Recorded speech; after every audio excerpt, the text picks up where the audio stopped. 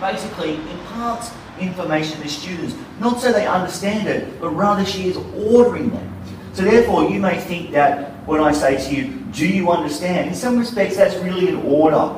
And that order is to say, you must do what I tell you to do because that is part of your assignment. So this is a notion of the speech act and being performative in the sense that you have to do really what I tell you to do. I might ask you, do you understand? But it doesn't really matter. I mean, I've been waiting for life to start for 40 years now. I've been like on my deathbed and I'm still waiting for something to happen.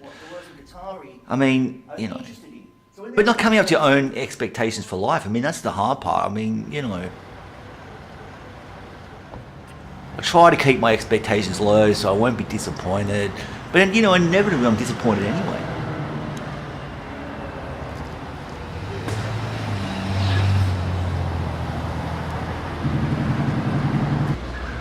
Are you right?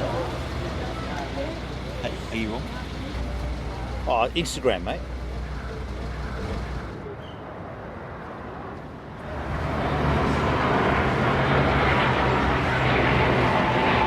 What's this? A piece of, you know, post-war trade, studio pottery. Yeah, how much do you want for it? $10. Give you five. Yeah, no. Mate, what kind of customer service do you call that? That's pretty important.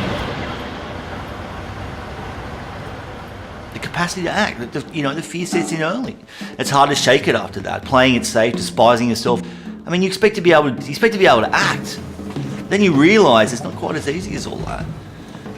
You know, like, try the eternal return. That's not working. I mean, you know, you're going to throw yourself under a bus and, you know, put it all on black. But it's like as if you could really, like, you know, think that logically or rationally in the moment anyway. I mean, but of course there's a flaw right there because if you're that you're not even motivated to try to make some kind of transversal move. So, I mean, Nietzsche was hardly a happy camper, was he? I mean, he ended up, you know, drooling in the corner of his sister's house. So, what the fuck? I mean, that's why I despise Brazilians. They're full of the joie de vivre. It shoots me. I'm a Brazilian guy, I like to party here, so I'll fuck off. I guess that's the problem with, you know, Western culture now. I think there's too much to lose. Well, that's why the Japanese economy is failing, apparently. They don't like risk, they're bound to tradition.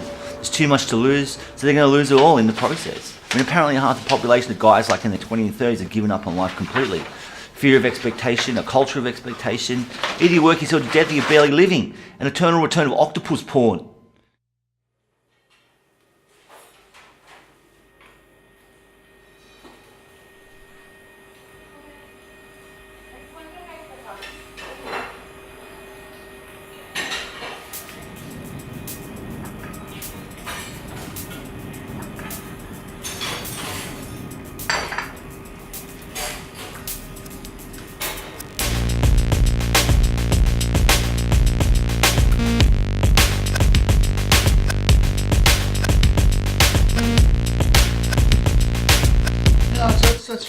No.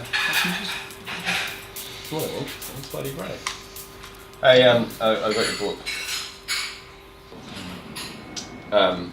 Yeah, thanks for that. It's, I didn't understand a word. I have no idea what's going on in your book. You retreat out of life. There gets to a point. You retreat out of life. There gets to a point where you realise you've seen it all before.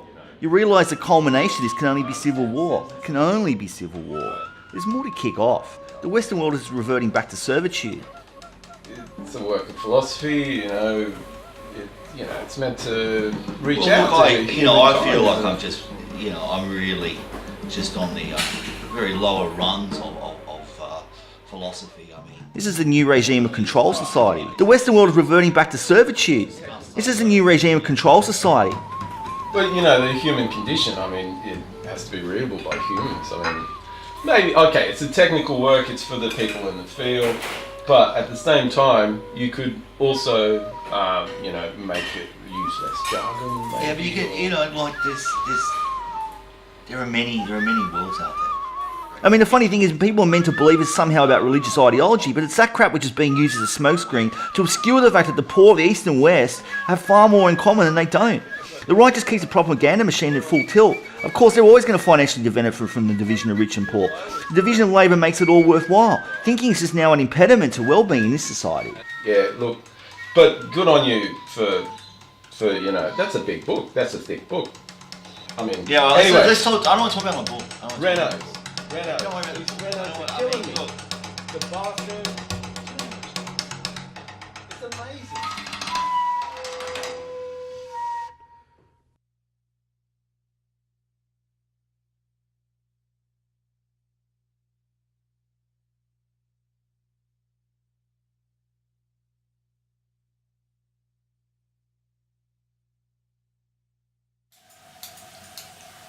I mean, fascism's just around the corner anyway, isn't it? Why are people so into food now? All this healthy living. It's like a bloody Lenny Riefenstahl film. You want to make sure you can max out your days in a nursing home. What do you want to live longer for anyway? You don't have a house like that. You just be strong along. Go out and buy a bloody blowtorch and my creme brulee. You don't even have any friends to invite around to your house. It's just so bourgeois. Look at my cultural capital. Look at my Five Guys stack on, sourdough. Taking a course on the latest model iPhone. Between tweets on capitalist depression.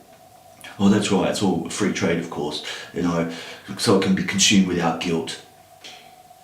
Maybe if you went out for the odd fancy breakfast,